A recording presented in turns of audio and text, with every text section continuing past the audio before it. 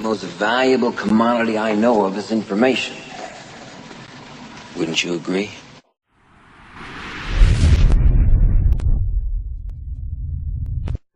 This audio is brought to you by Leader's Basement. It can be found in the public domain. Feel free to use and download. I want to tell you about a plan you can follow which takes only a little time each day, 5 days a week, and which brings results out of all proportion to the time spent. For a moment, consider the things your mind has brought you. Everything you have, your work, your relationship with your family and others, your philosophy of life, all come to you as a result of using your mind. Now consider the estimate made by experts. You have probably been operating on less than 10% of your mental capacities, much less. Dr. Herbert Otto, psychologist, educator, and chairman of the National Center for the Exploration of Human Potential, reminds us that many well-known scientists, such as the late Abraham Maslow, Margaret Mead, Gardner Murphy, O. Spurgeon English, and Carl Rogers, subscribe to the hypothesis that man is using a very small fraction of his capacities. Margaret Mead quotes a 6% figure. Herbert Otto writes, "My own estimate is 5% or less." Neurological research at the UCLA Brain Research Institute points to enormous abilities latent in everyone by suggesting an incredible hypothesis. The ultimate creative capacity of the human brain may be, for all practical purposes, they pointed out, infinite. To use the computer analogy, man is a vast storehouse of data. But we have not learned how to program ourselves to utilize these data for problem-solving purposes. Yefremov, the eminent Soviet scholar and writer, says man under average conditions of work and life uses only a small part of his thinking equipment. If he were able to force our brain to work at only half its capacity, we could, without any difficulty whatever, learn 40 languages, memorize the large Soviet encyclopedia from cover to cover, and complete the required courses of dozens of colleges. Now, this statement is hardly an exaggeration. It is the generally accepted theoretical view of man's mental potentialities. Now, how can we tap this gigantic potential? Well, it's a big and very complex problem with many ramifications. But as Herbert Otto points out, it is clear that persons who live close to their capacity, who continue to activate their potential, have a pronounced sense of well-being and considerable energy. They see themselves as leading purposeful and creative lives. If everything you have is the result of using just 10% of your mind, consider for a moment what it will mean to you and your family if you can increase this percentage. Now, none of us, as a rule, has the slightest notion of the real capabilities of his mind. But believe me when I say that your mind can be compared to an undiscovered gold mine. And it makes no difference whether you're 17 or 70. Look at it this way. Your goal is in the future. Your problem is to bridge the gap which exists between where you are now and the goal you intend to reach. This is the problem to solve. Robert Seashore, when chairman of the Department of Psychology at Northwestern University, pointed out that successful people are not people without problems. They're simply people who've learned to solve their problems. And there you have it. Living successfully, getting the things we want from life is a matter of solving the problems which stand between where we now are and the point we wish to reach. No one is without problems. They're a part of living. But let me show you how much time we waste in worrying about the wrong problems. Here's a reliable estimate of the things people worry about. Things that never happen, 40%. Things over and past that can't be changed by all the worry in the world, 30%. Needless worries about our health, 12%. Petty miscellaneous worries, 10%. Real, legitimate worries, 8%.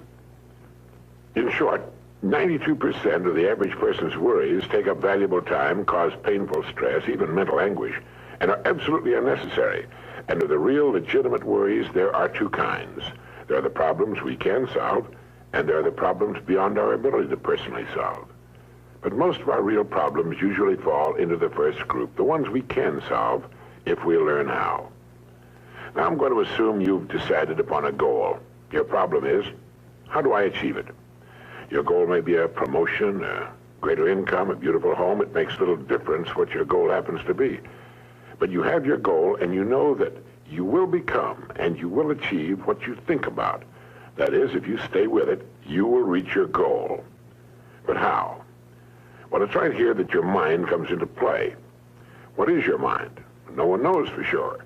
Perhaps the best way to describe it is to quote Pulitzer Prize-winning playwright Archibald MacLeish. In his play, The Secret of Freedom, a character says, "The only thing about a man that is a man is his mind. Everything else you can find in a pig or a horse." That's uncomfortably true. The human mind is the one thing that separates us from the rest of the creatures on Earth. Anything that comes to us in the future will almost certainly come to us as a result of the extent to which we use our minds. And yet it's the last place on Earth the average person will turn to for help. In order to reflect just a moment on the human mind, consider what it's accomplished. Human knowledge has advanced more in the past 50 years than in all the preceding 10,000 years of human civilization. Of all the scientists who ever lived, it's estimated that 90% of them are alive today. We've reached, in the area of ideas and human advancement, a plateau so high it was undreamed of by even the most optimistic forecasters as recently as 10 years ago. But every new idea triggers additional ideas, so that now we're in an era of compounding advancement on every front and in every area that staggers the imagination. Dr. Harlow Shapley of Harvard has said that we're entering an entirely new age of man. He calls it the psychozoic age, the age of the mind. And you own one, free and clear. Now let's look at a few facts. Now, the average working person has at his disposal an enormous amount of free time. In fact, if you total the hours in a year and subtract the sleeping hours, if he sleeps 8 hours every night, you'll find he has almost 6,000 waking hours, of which he spends less than 2,000 on the job. Now, this leaves him 4,000 hours a year when he's neither working nor sleeping. These can be called discretionary hours, with which we can do pretty much as we please. At least, our minds are free. Now, so you can see the amazing results in your life, I want to recommend that you take just 1 hour a day, 5 days a week, and devote this hour to exercising your mind. Pick 1 hour a day on which you can fairly regularly count. And during this hour every day, take a completely blank sheet of paper. At the top of the page, write your present primary goal, clearly, simply. Then, since our future depends upon the way in which we handle our work, write down as many ideas as you can for improving that which you now do.